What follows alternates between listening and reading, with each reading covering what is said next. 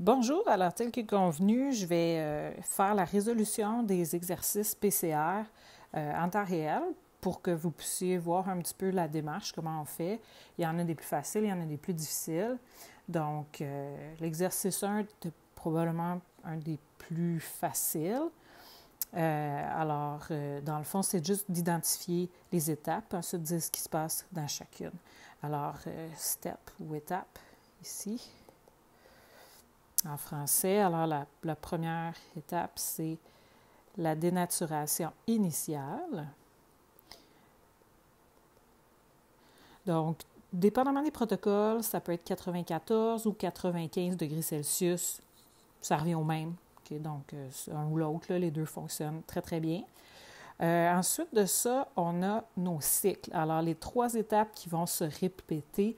Ici, on a l'exemple d'un PCR. Il y a énormément de cycles, donc ça va faire un PCR quand même assez long, à 60 cycles. C'est très rare. La plupart du temps, les protocoles sont optimisés pour du 30 à 40 cycles, mais ça peut arriver qu'on en fasse plus. Il y a aussi des méthodes PCR plus spécialisées.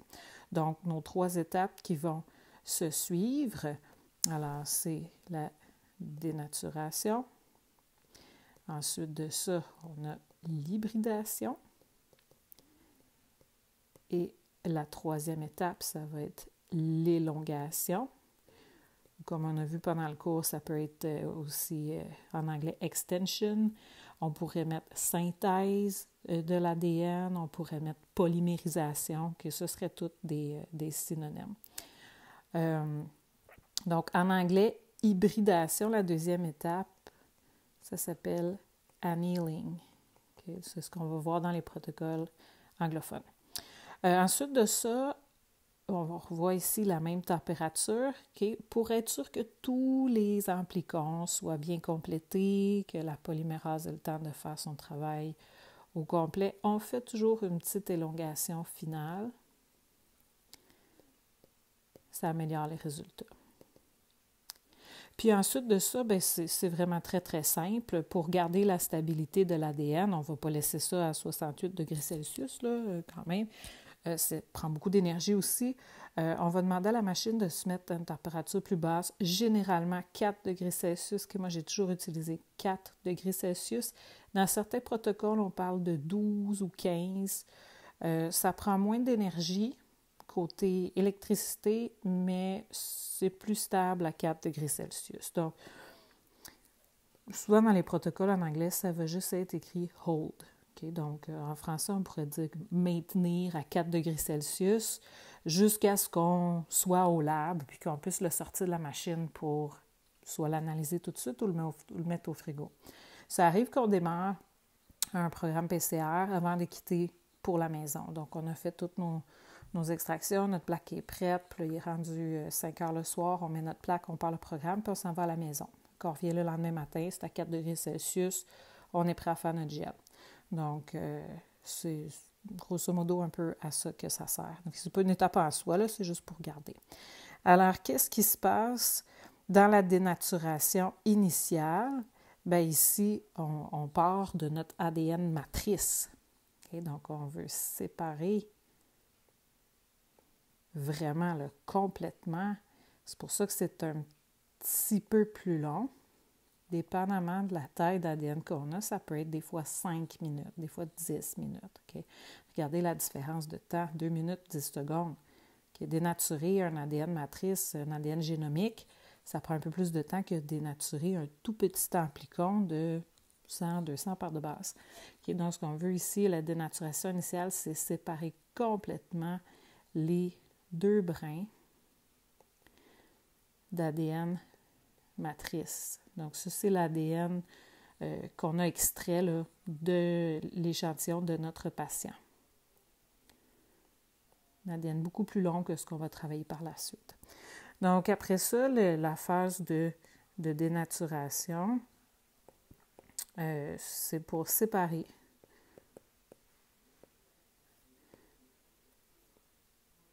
les 2 brins d'ADN. Ensuite de ça, l'hybridation. Qu'est-ce qui se passe pendant l'hybridation? Alors ici, les amorces. se lie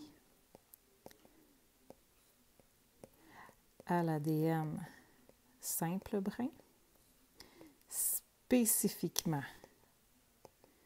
Okay? Spécifiquement, ça veut dire que c'est à l'endroit où la séquence est parfaitement complémentaire. C'est vraiment les amorces qui vont donner la spécificité au PCR. C'est ça qui détermine quel gène on amplifie. Donc, à l'endroit où la séquence est parfaitement complémentaire. Ça, c'est ce qu'on souhaite.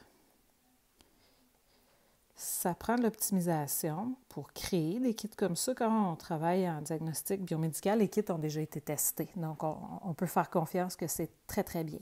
Mais ça peut arriver des fois qu'on ait des bandes d'ADN supplémentaires, okay, parce que les amorces ne sont pas liées de façon assez spécifique. Des fois, ça ne dérange pas du tout l'analyse du test, ça ne dérange pas son interprétation. D'autres fois, ça peut être moins intéressant. À ce moment-là, le test va probablement être remplacé éventuellement par un test meilleur. Donc, théoriquement, là, on veut que notre paire d'amorces amplifie une seule bande très claire pour ce qu'on veut détecter, puis qu'il n'y ait rien d'autre qui a amplifié. Donc, ça, c'est ce qu'on souhaite théoriquement. Donc, vous allez voir dans certains résultats de laboratoire, certaines photos là, que David et moi, on va vous montrer. Des fois, il y a ce qu'on appelle des sous-produits de PCA, même dans des tests qui ont été homologués. Donc, d'habitude, on regarde un peu les résultats typiques auxquels s'attendent du kit, puis ça nous permet de faire notre interprétation. Sur de ça, la dernière étape, l'élongation, bien ça, c'est la même chose que ce qu'on avait dans la réplication de l'ADN. Donc, c'est l'ADN polymérase qui synthétise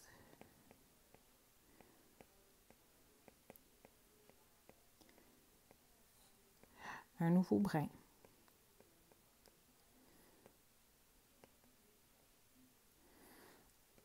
En s'accrochant, okay, elle va toujours s'accrocher au site de l'amorce. Et pourquoi elle s'accroche au site de l'amorce? Parce que c'est un petit morceau d'ADN double brin. L'ADN polymérase peut seulement s'accrocher s'il y a un double brin. Elle ne peut pas sur du simple brin. Donc, voilà. Puis l'élongation finale, bien, c'est vraiment là pour finaliser l'élongation sur les amplicons. S'assurer qu'ils soient complétés. Donc, c'est tout. Alors, ça, c'était pour notre premier exercice.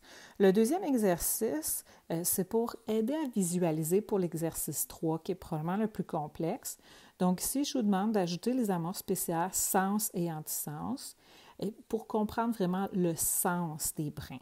Okay? Donc, on se souvient, l'ADN est toujours synthétisé 5', 3'.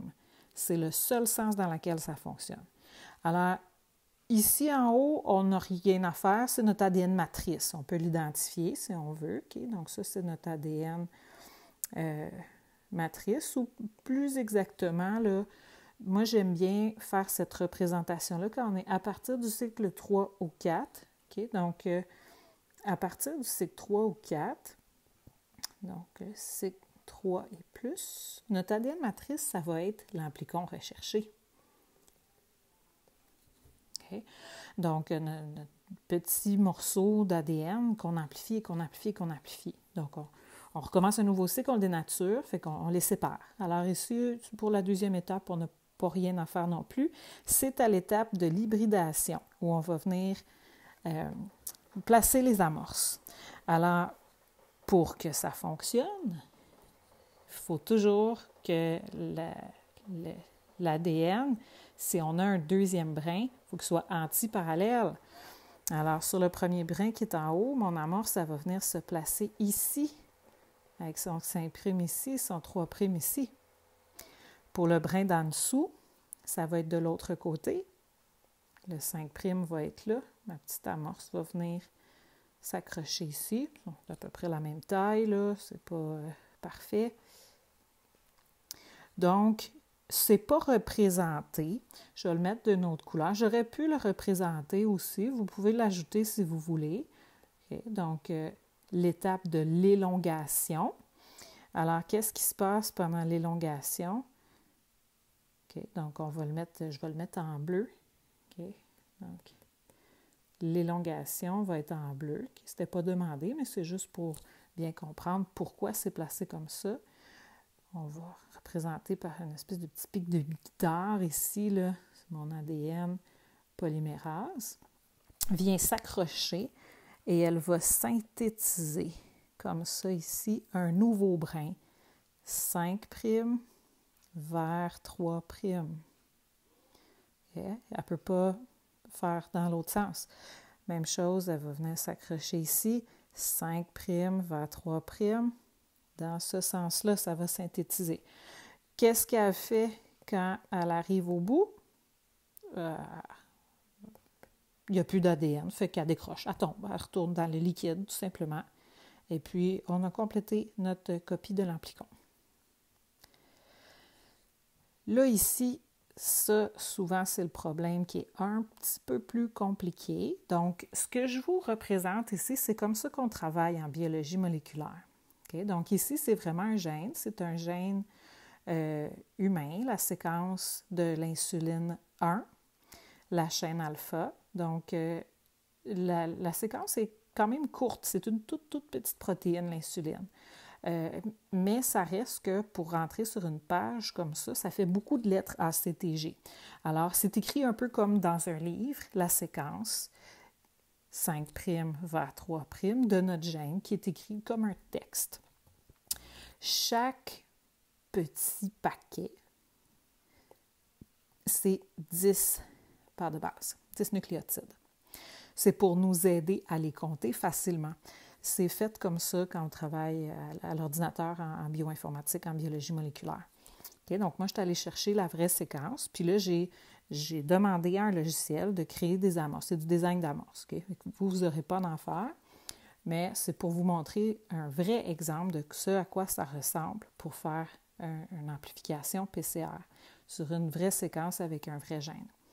Okay, donc, souvent, dans les exercices, on met des petites parties parce que ça rentre bien d'une page, mais ce n'est pas tout à fait réaliste. Alors, comme vous pouvez constater, ce que j'ai ici, là, c'est de l'ADN simple brin. Okay? Donc, c'est une séquence d'ADN simple brin, 5', 3'. Où est la séquence 3', 5'? Elle est implicite. Okay? Donc, vous vous souvenez des petits exercices qu'on a fait déjà? Quand on a une séquence d'ADN 5', 3', c'est très facile de deviner c'est quoi la séquence complémentaire 3', 5'. C'est le complément inverse. Okay? Donc, c'est le complément, l'ADN complémentaire. Fait que si ça peut vous aider, on n'en a pas besoin au début, on peut partir dans la partie orangée. Si ça peut vous aider, vous pouvez l'écrire, la séquence complémentaire du brin qui est 3', 5'. Okay? Ça peut être un petit peu plus simple de le faire comme ça. Donc, etc. Vous pouvez vous l'écrire. Okay? Donc, on va la continuer ici, etc. On va la continuer ici, etc. Okay? Vous pouvez l'écrire. Je vais l'écrire à la fin parce que ça va nous aider à comprendre comment trouver la séquence à cet endroit-là.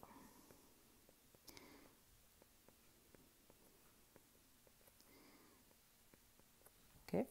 Donc, notre autre brin qui est implicite. Ensuite, là, ce qu'on demande, c'est quelles sont les séquences des amorces.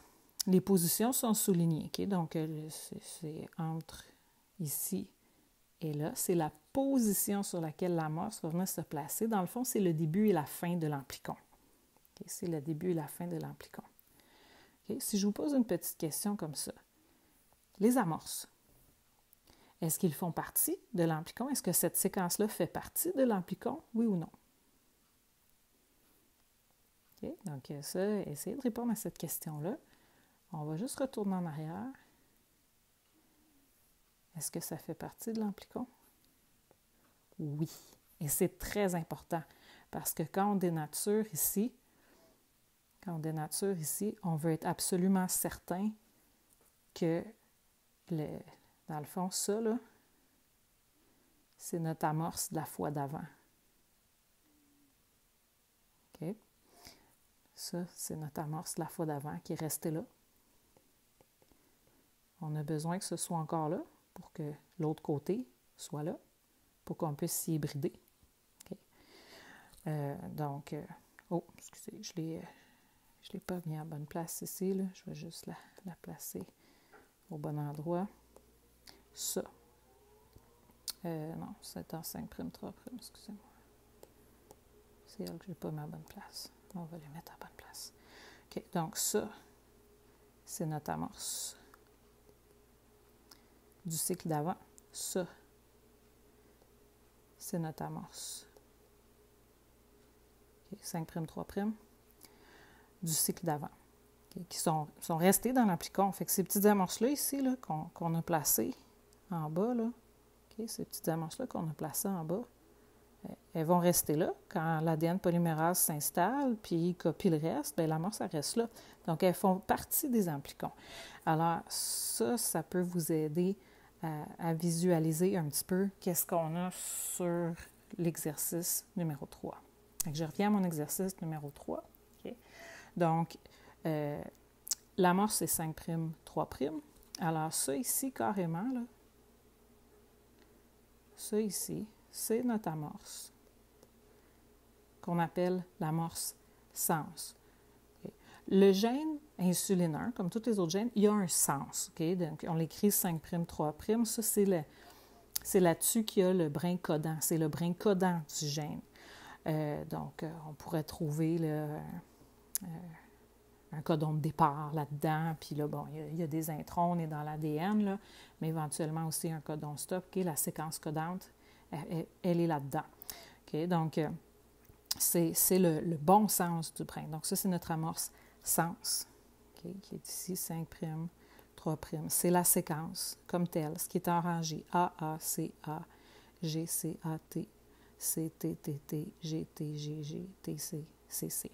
C'est notre amorce sens. L'amorce antisens, okay, on pourrait être tenté de dire « Ah, ben, elle est ici. » Non. Elle est ici. En dessous. Okay. C'est ce qu'il y a sur le brin complémentaire. En fait, cette amorce-là, l'amorce antisens, c'est celle qui va s'hybrider sur le brin codant. Dans le corrigé, je l'ai replacé à l'endroit, si on veut, parce que là, présentement, on la lit 3', 5'. Si on veut vraiment la lire 5', 3', bien, on la lit à l'envers. Fait qu'on va partir de l'extrémité ici, puis on va la lire à l'envers. Alors, C, A, C, T, T, G, T, G, G, etc. Puis on va venir finir à la fin ici avec ACTT. OK, donc ça va être notre amorce antisens, écrite 5', 3'.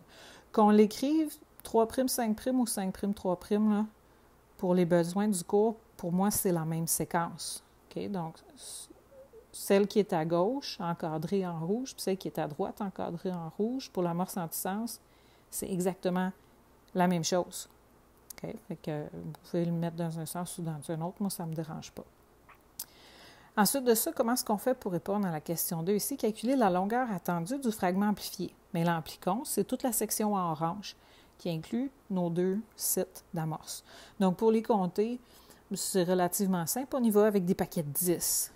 Okay, alors, je vais changer de couleur juste pour que ce soit un petit peu plus clair. Alors, ici, on en a 8.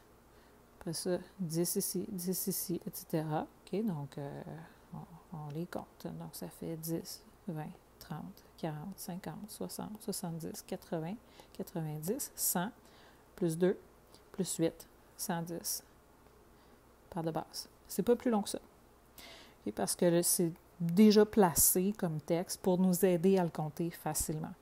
Donc ça, c'est la taille de mon amplicon 110 par de base. Si je vous demande pour le migrer sur gel, c'est quoi le pourcentage du gel que je dois utiliser? Ah! Bien là, on retourne dans notre tableau qu'on avait dans les notes sur l'extraction d'ADN ARN, puis on regarde les pourcentages de gel d'agarose, c'est quoi les tailles qu'on peut migrer. Donc, c'est tout petit comme amplicon 110 par de base, c'est vraiment un petit gène, l'insuline. On regarde pour un pourcentage quand même assez élevé là, qui est capable de migrer le 0,1 KB, 0,1 kilobase. Donc, c'est un pourcentage assez élevé. Généralement, dans ces tailles-là, on va aller chercher du 2, même des fois du 3 % de gel d'agarose pour les séparer, parce que c'est vraiment tout petit. Fait que j'espère que ça clarifie un petit peu la résolution de cet exercice-là. Si jamais c'est toujours pas clair, n'hésitez pas là, à me contacter. On pourra s'organiser une visioconférence ou quelque chose là, pour mieux le comprendre. Ensuite de ça, dernier petit exercice ici. Quelle est la différence entre les programmes? Donc ici, je vous présente le vrai programme là, de ce que vous allez faire au laboratoire PCR PV92, qui est un exemple de programme qu'on avait. Et puis l'autre, c'est le programme pour le PCR CSI, petite expérience CSI. Donc CSI, vraiment le Crime Scene Investigator, okay? Donc qui est prévu pour le QPCR, mais un programme PCR ou QPCR, c'est la même chose. C'est les mêmes étapes, ça fonctionne de la même façon. On va voir les différences entre le PCR et le QPCR dès la semaine prochaine. Donc, on va identifier les petites différences. Grosso modo, les différences vont se retrouver ici, dans les températures et dans les temps. Okay? Donc, dénaturation, c'est toujours pareil. 94, 95 degrés Celsius, ça ne change pas, ça. Okay? Donc, dans les deux cas, c'est 94. Sur-dessus, si on regarde annealing temperature, okay, température d'hybridation, ici, c'est 60. Ici, c'est 52. Cette étape-là, ce qui se passe, c'est qu'on place les amorces de façon spécifique. C'est la température d'hybridation des amorces. Chaque amorce a sa température d'hybridation optimale. Je vous avais raconté rapidement au début du document sur la PCR que l'hybridation fonctionne bien dans certaines conditions, dont des conditions de température. Alors, cette température-là, elle est déterminée par la séquence des amorces. Est-ce qu'il y a plus de C ou G ou de A et T? Ça change quelque chose. Okay? Donc, ici, on a une température 52, un petit peu plus basse, ici 60. Donc, une différence qu'on a, c'est la température d'hybridation. Ça varie avec la séquence des amorces. Avec les amorces. Okay. Donc, c'est ça qui change d'un PCR à l'autre. C'est les amorces, principalement, puis le gène qu'on veut amplifier, qui est déterminé par les amorces. Okay? Donc, si on a beaucoup de C et de G, ça fait 3 liaisons hydrogènes. Les A et les T font 2 liaisons hydrogènes. Ça, c'est plus stable. Ça prend une température un petit peu plus élevée pour les dénaturer. Ça, c'est moins stable. Ça va dénaturer plus facilement. Okay? Donc, la température d'hybridation, il faut être juste au seuil, en fond, un petit peu en bas en termes de température, un petit peu en bas du seuil auquel les amorces se dénatureraient par rapport à l'ADN matrice. Ce n'est pas des choses qu'on avait vues en théorie, c'est juste pour vous aider à comprendre. Okay? Donc, ce qui est important à retenir ici, c'est que la température d'hybridation ou d'annealing dépend des amorces. C'est juste ça qu'il y a à retenir.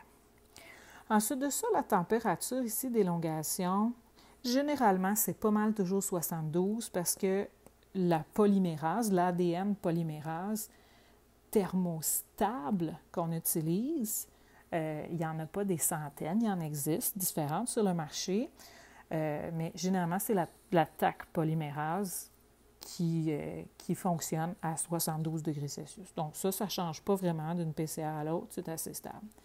Les autres choses qui vont changer, c'est les temps ici. Okay.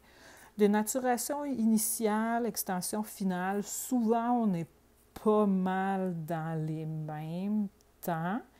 Donc dans les deux cas, on a 2 minutes, 10 minutes. Ça peut être un petit peu plus. Grosso modo, c'est un peu plus de temps que qu'est-ce qu'on aurait besoin théoriquement. Fait que c'est pas très important. Tant que ce soit au moins 1 minute ou 2. Mais pendant les cycles, le temps de dénaturation puis d'élongation vont changer. Okay? Donc ici, on a 30 secondes, 1 minute. Dans l'autre, on a 1 minute, 2 minutes. C'est 2 fois plus long. Pourquoi est-ce que c'est 2 fois plus long ici? Parce que ça dépend de la taille de l'amplicon. Moi, je vous disais tantôt, l'insuline, c'est un tout petit gène. Bien, ça ne prend pas de temps de faire l'extension de ça. Ça ne prend pas de temps de le dénaturer non plus. C'est minuscule. Si par contre, on prend un gène de 4500 paires de bases, on va lui laisser un petit peu plus de temps là, à notre ADN polymérase pour polymériser, parce qu'en 7 secondes, elle n'aura pas le temps. Il va lui falloir peut-être 2 minutes. Donc, c'est la taille de l'amplicon qui varie ici. Alors, si on a une taille d'amplicon plus élevée, bien, ça prend un peu plus de temps. Puis ici, bien, 30 secondes, 1 minute, c'est pas beaucoup. Okay? Fait qu'on a une taille d'amplicon qui est plus petite, qui est un petit peu plus courte. C'est tout.